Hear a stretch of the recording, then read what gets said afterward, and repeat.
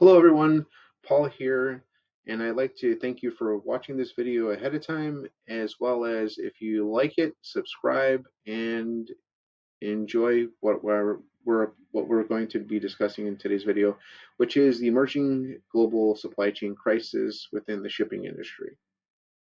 So all of you know that, or maybe you don't, that when it comes to supply chain, you have multi modals of transportation. You have shipping, you have air, you have ground, you have trucking, you have less than truckload, you have barge shipments, you have multi ways of shipping goods domestically and internationally. Now, internationally, it really falls into two categories: air freight and shipping. Basically, with a ship, you have container ships, you have oil tankers, LNG carriers, or liquid natural gas carriers, bulk carriers. So, like when they're moving coal or materials, minerals that need to be processed further, or even agricultural products. You have ro-ros that move all kinds of vehicles, locomotives, etc. So you have all kinds of different ships. That's basically the point of that. And you have goods that travel all around the world to different countries. And global trade is a big component. And right now, there's a small but little known challenge that is going to potentially have major impacts on global trade. And the Iran war is creating one of these wedges in the transportation market, specifically in shipping, and it's called the shipping bunker fuel. So bunker fuel is the name of the fuel that goes into ships. So whenever you read an article or you see information on the internet that talks about bunker fuel, that's basically fuel for ships. It's a very diesel-like thick, even thicker fuel, and there are basically reports coming out that there's this fuel that's being tainted. So, what does it mean? It means there's energy security problems due to the Iran war. There's maritime risk because now people are cutting corners with tainted fuel and it risks global trade. And to give you kind of an overview of the market is 90% of the world trade or global trade moves through shipping. Shipping is the most efficient form because you can have a big ship, you can load it up, and you can move a lot of goods, and you can have multi-stops throughout the globe. It's creating maritime chaos. The conflict itself is creating fuel shortages. So a fifth of the fuel or petroleum-based products move from the Middle East and through the Strait of Hormuz, and it's going to affect shipping networks across the globe. So what's happening? With this tainted fuel? What are the big things? There are engine failures that are rising, particularly in three countries so far.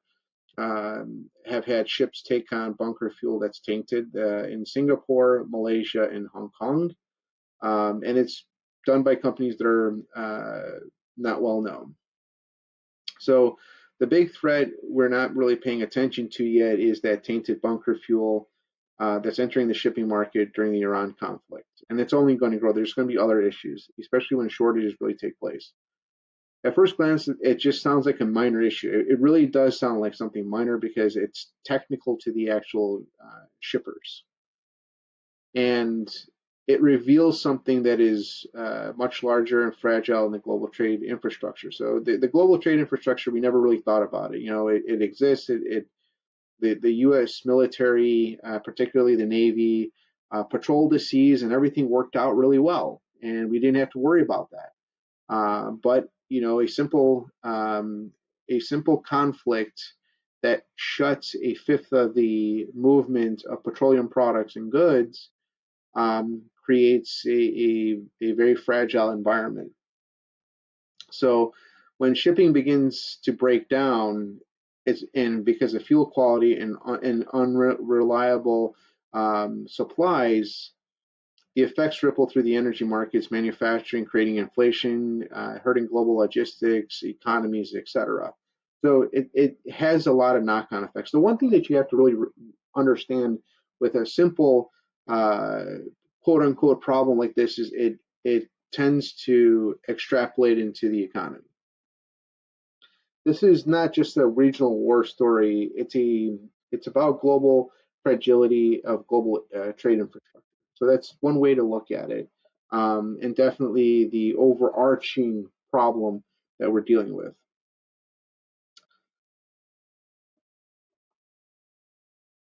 The basic component of the crisis, which is the fuel, um, is basically coming from the most important energy choke, one of the most important energy choke points, which is the Strait of Hormuz.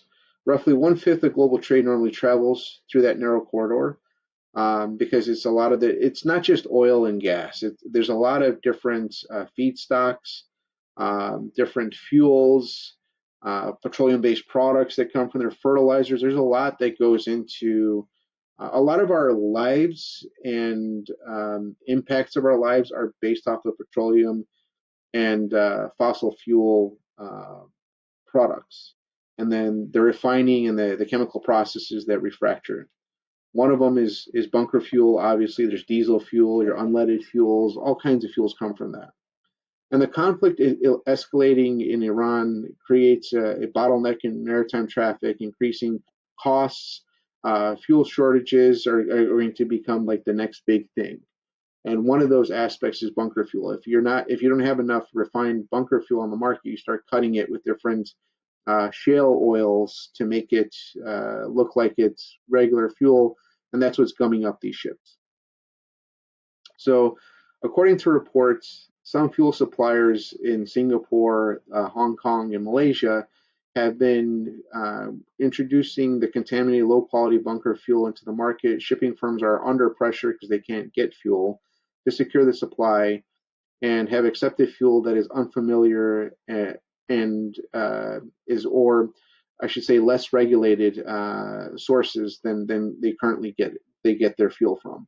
Result is engine failures and tanker breakdowns. So basically, what happens is when you gum up an engine, it completely could either not want to function, doesn't have the power, or it just seizes up, and you have to replace these components. And these components are not something that you can go to your local, mechanic shop, or tanker mechanic shop and get them. They're all customized. They're all specialty parts.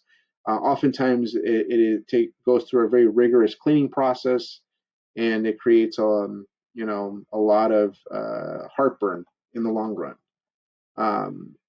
Why is tainted fuel so dangerous? So you have excess sulfur, water chemical residues, metallic particles, and waste oils, each capable of destroying propulsion systems. So, as I mentioned, it gums up the engine and messes things up.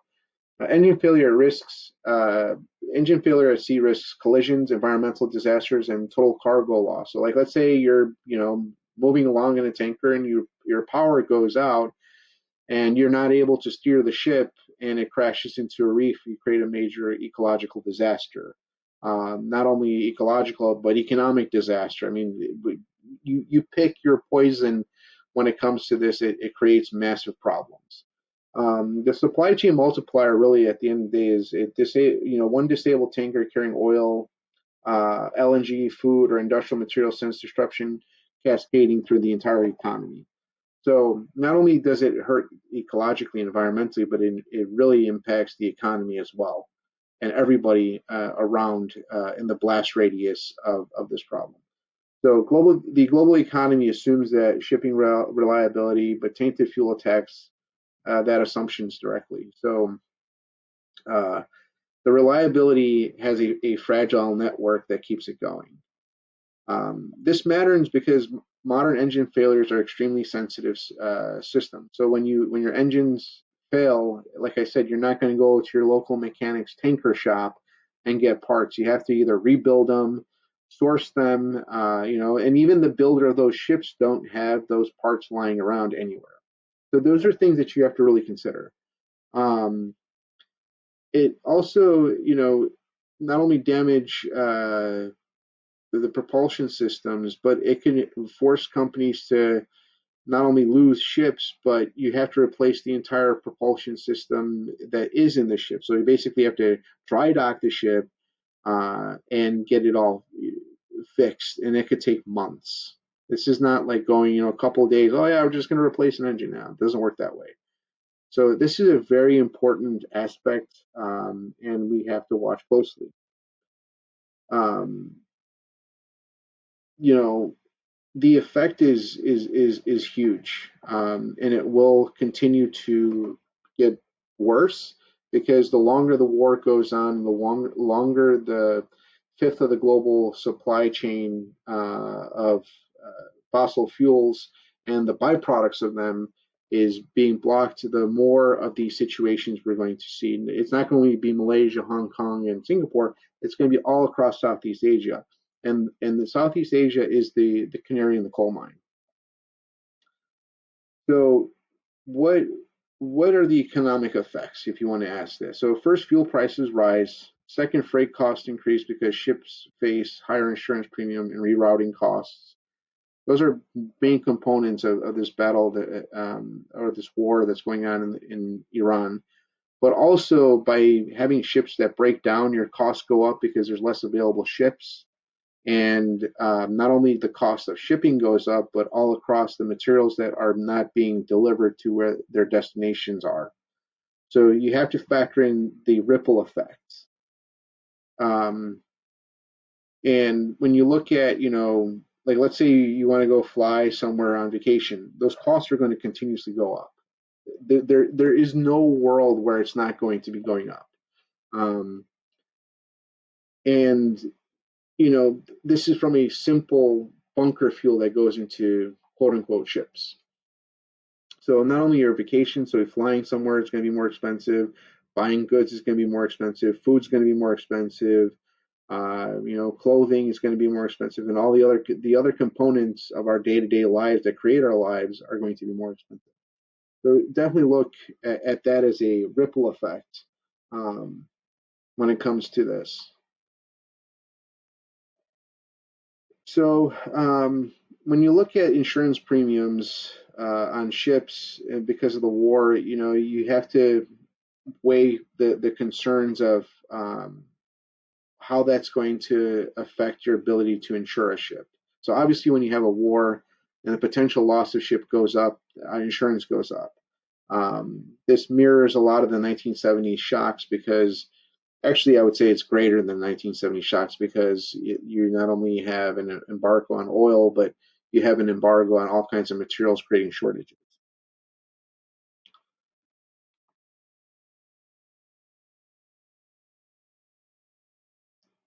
And so the root causes of this is the war, the sanctions that created fragmented markets.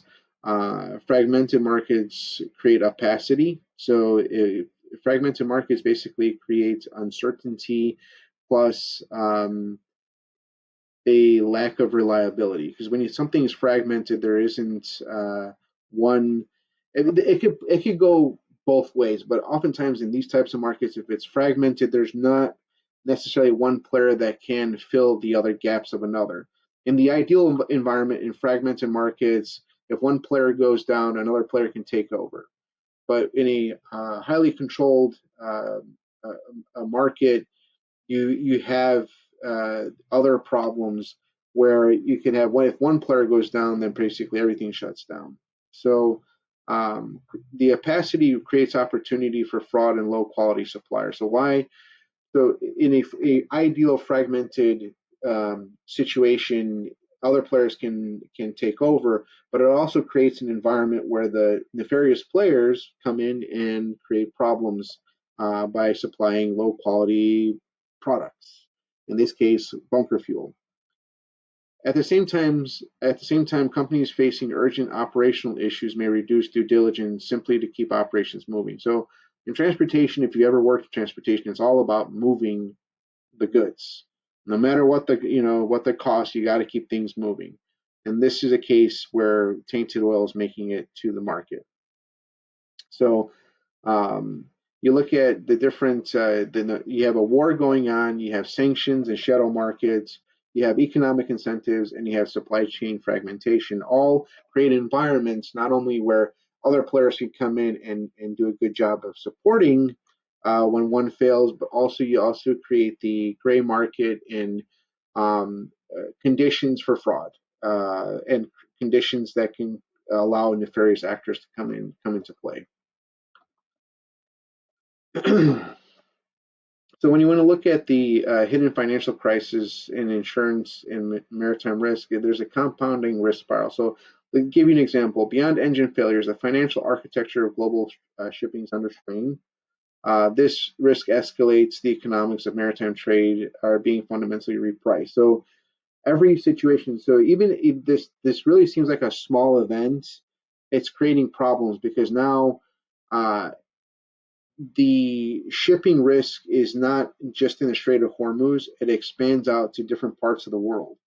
So if you have, let's say, um, a ship that goes down in the Strait of Malacca in Southeast Asia, and it's because of bunker fuel and it blows up and it closes that down, premiums are going to go through the roof. Uh, Inflation is going to go to the roof. Everything is going to, spiral. So in from the risk perspective, some vessels will become uninsurable, so they can't sail. So it just creates a spiral. So once you have vessels that are taken off the board, premiums for other ships moving goods are going to be more expensive, and it's just going to continue stacking. Um, and then you have then you're going to need state backing in order to sit there and create incentives to keep shipping going. So it becomes a compounding narrative, and basically countries are going to have to get involved and back their ships, creating other unforeseen consequences. So what comes next in the next four scenarios? So prolonged instability, continuous disruptions, persistent fuel contamination, and chronic inflation in global shipping costs, rippling across the economy, creating everything that's more expensive, less ships moving things and goods. It creates problems. The energy block fragmentation. So regional fuel systems emerge, countries accelerate domestic supply chains, and strategic decoupling. This will probably lead to a lot of strategic decoupling. Maritime security expansion, so you'll have more naval escorts increasing, AI monitoring of fuel quality, expansion of shipping surveillance infrastructure, and energy transition and acceleration. Renewed push towards renewables, electrification, hydrogen-powered shipping, and alternative logistics systems. This creates a lot of opportunity. It creates a lot of chaos, and if you look at the whole totality of things, there's a lot more opportunity and chaos than anything else. The lesson here is, will nations regionalize supply chains to reduce choke point exposure? Most likely, it's going to be a mixture. So if you want to look at it from a future perspective, it's going to be a mixture. Shipping will become militarized, and geopolitical competition will intensify. So basically, the U.S. back in the day, or until most recently, guaranteed shipping across the world. But now you're going to see countries developing their own navies, just like they did historically, where the Portugal had its own navy, Spain, England, etc., France, they had their own navies that patrolled their regional and global shipping routes. Because you're having a multifaceted impact. You're not only having to protect your fleets from war-torn areas like in Iran, but you have low quality fuel gumming up systems and creating problems through and through. The question you want to ask is this the beginning of a new energy security era, one built on resilience, not efficiency? And I think the answer is across the board, it's all about efficiency. Efficiency and resilience, and resilience becomes the new efficiency. So if you want to look at it in totality, bunker fuel might be a small thing, but it has great impacts. I want to thank you for watching this video. Hopefully you learned something from it. Click like and subscribe, and I will see you in the comments as well as upcoming videos.